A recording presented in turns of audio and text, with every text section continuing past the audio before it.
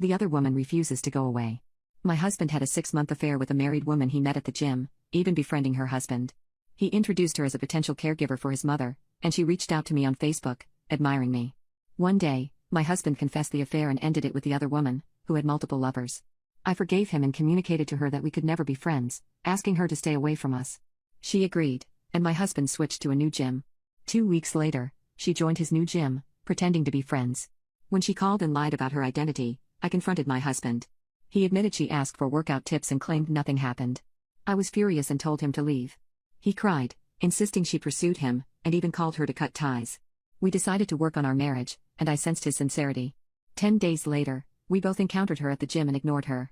I expressed my concern to my husband that she might use his mother to manipulate her way back into our lives. As expected, 2 days ago, she went to my mother-in-law's house, apologizing and explaining that her husband wanted to know why my husband had cut off all communication. I find her story plausible because my husband abruptly cut ties with them. However, I'm also skeptical that it could be a manipulation to get back into our lives through my mother-in-law. My mother-in-law, who's like a mother to me, assured me she made it clear that the other woman should never come to her house again. She expressed her disapproval of their behavior and vowed not to let her in if she tries to return. She's very protective of me, and after our discussion, she saw how the woman might have tried to manipulate her way in.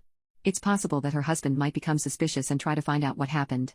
I'm concerned for my husband's safety because if her husband discovers the truth, he might seek retaliation. Given this woman's deceptive and narcissistic tendencies, it's hard to determine if this part of the story is true. I'm seeking advice on how to handle this situation. While my husband is working on rebuilding trust in our marriage, the pain of betrayal lingers. Every time I hear about her attempting to re-enter our lives, it intensifies that pain. I need to deal with her behavior because it feels like she is obsessed and tries everything she can to get my husband back into her web of lies.